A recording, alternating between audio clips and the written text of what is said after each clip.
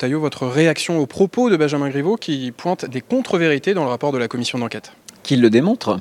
Depuis le début, M. Griveaux et d'autres auraient souhaité que nous ne menions pas justement cette enquête-là. Je voudrais rappeler que s'il y avait eu simplement l'Assemblée nationale, l'enquête se serait close en quelques semaines. Bien. Eh bien, heureusement qu'il y a eu le Sénat, heureusement qu'en France, il y a des contre-pouvoirs, et je pense que ça, c'est important pour la démocratie. Maintenant, si M. Griveaux dit qu'il y a des contre-vérités, qu'il le montre, qu'il le démontre.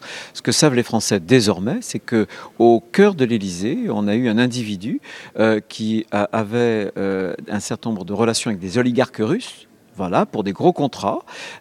Pour quelle contrepartie? Je pose la question.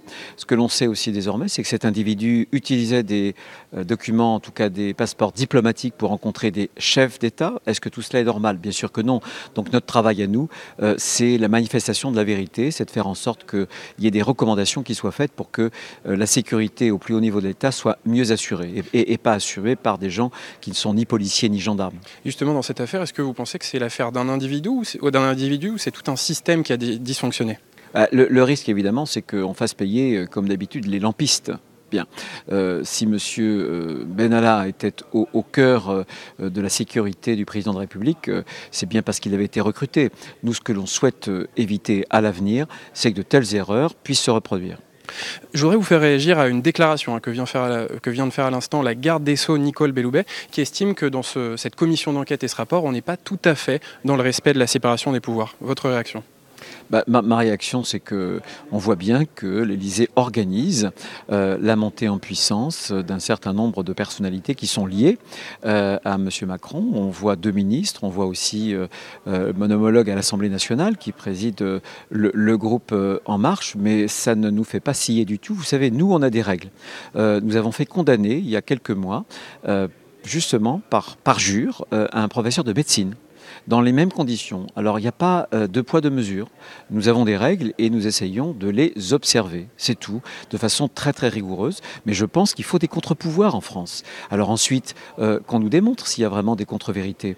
Mais très franchement, les Français ont pu observer le sérieux de la commission des lois, des rapporteurs et du président Philippe Bas. Et justement, sur cette question du parjure, le rapport pointe la rétention de la vérité par 3 hauts responsables de l'Élysée, Alexis Kohler, Patrick Stroda et Lionel Lavergne. Est-ce qu'il faut être sévère avec eux? C'est à la justice de le dire. Maintenant, vous m'indiquez que Mme Belloubet posait des questions, avait des doutes. Mais Mme Belloubet est aussi la ministre de la Justice. Elle devrait observer que la justice a eu...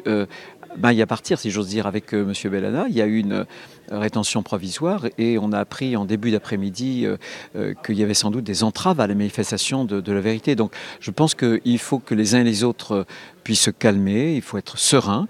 Moi je pense qu'il faut qu'on améliore le fonctionnement d'un certain nombre de points qui touchent non pas la sécurité privée d'un homme, parce que la sécurité d'Emmanuel Macron, c'est la sécurité nationale. Et les choix qui sont faits ne sont pas des choix privés, ce sont des choix publics. C'est la raison pour laquelle il y a un contrôle du Parlement, c'est tout. C'est la Constitution, c'est la règle.